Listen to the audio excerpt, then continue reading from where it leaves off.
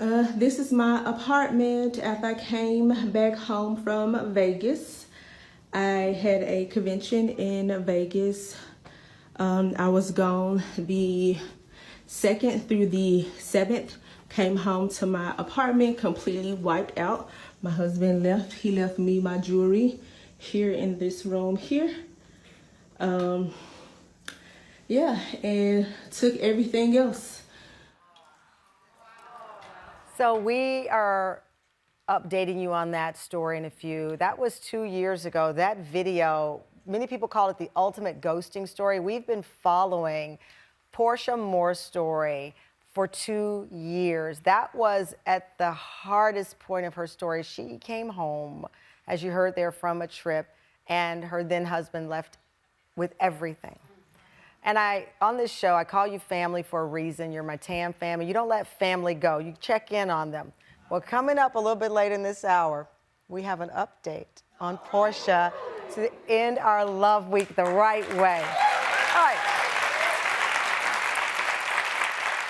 But first, okay, so you've heard dry January. Well, that's over. Our next guest, Daria Yazmiene, says she's staying sober, but not from alcohol. Daria is a 24-year-old journalist from Phoenix whose article about going boy sober. Have you heard this? It's gone viral. Okay, so she says she's giving up men from January until her birthday in October.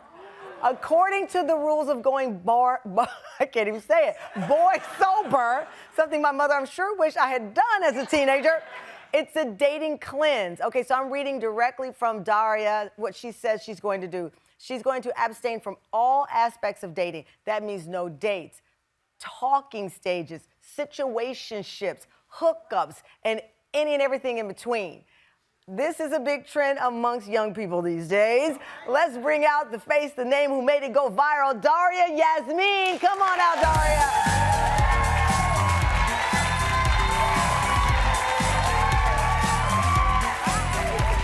Hi, sweetheart. Hi, nice to meet you. Nice to meet you.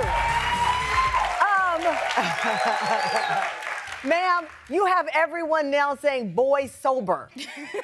Everywhere I go online, there are articles, there are think pieces. People are analyzing what this means. I'm going through my notes because I want to read some of the things that people said in reaction to her going boy sober. Someone said, a year? Somebody said, I did 1.5-year cleanse on boys, got back into the dating scene, and remember why I went boy sober. Someone else said, I tried dry Manuary in 2023 and it didn't go well. Somebody else said, I did that years ago. Now I'm a lesbian.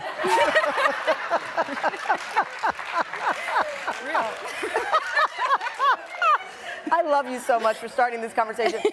You described the dating pool, if you will, right now. You said it's rancid. Yeah, there's dead fish in there. It's not clean. It's not clean. What's going wrong in 2024? It feels like a lot of people are dating just to play a game. It's not like I actually want to date someone. It's like, you know what, it's for the plot. Nothing is ever truly like genuine nowadays. Wow. Like guys will be like, yeah, I want to date you, da, da, da. And they're like, you know what, I'm not ready to date, but we can keep talking. And that's the same thing.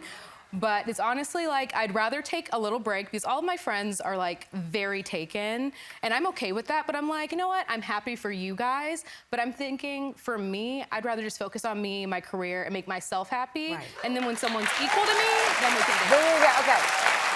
You know, because we had our beautiful couple on, Mike and Jerry. I love them. So when you see like a Mike and Jerry and their love, and as I said, we have audience members who've been 40-something years married in here, some newly married, but they got the feel still for each other. That's what you want, that love that sticks, right? Oh, yeah. I'm very much a lover girl. I make Valentine's Day cards and give it to my friends. Aww. I do all of these things that just like, I put a lot of love into my relationships, regardless romantic or platonic. So I feel like when I envelop myself into a relationship, I want it to be purposeful, but it's also like, I'm a prize. I do so many things for myself. I get massages, I take myself on dates, I do all of these things. I love that, right?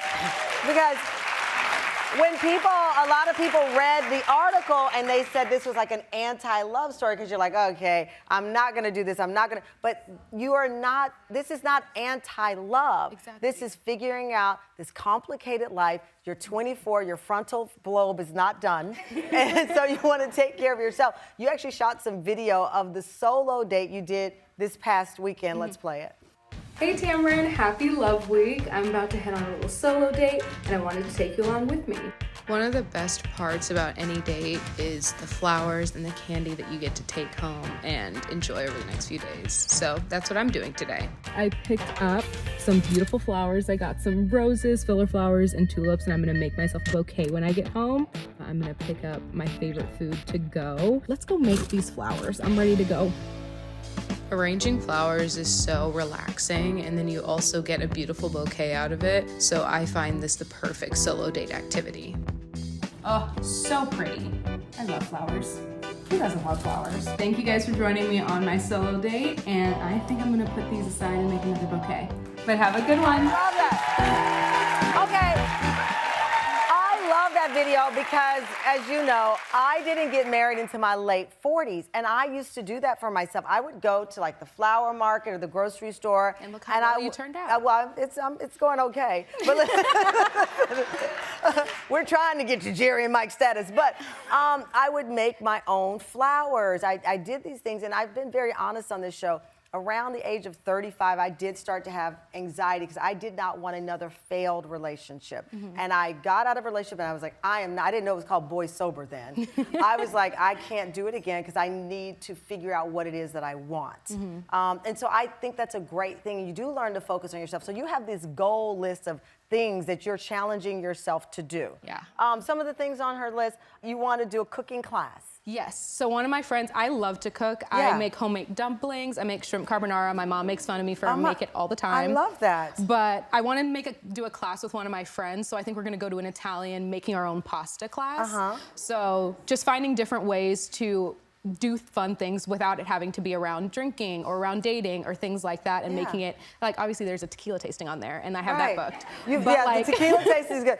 Yes, what is a yes day? I have to say yes to everything as long as it's legal and it has nothing to do with like, if someone asks me out, I don't have to say yes. Right. But like a yes day is like if one of my friends is like, oh, let's go to grocery market or something. Yes, I'll go. Oh, let's go skydiving. Yes, I'll go. I can't say no that day. Oh, so that's good. I love this is plan a sleepover. Okay, I love the attend a black tie event. I have a few coming up. I'm going to invite you on as my plus one. That's so nice.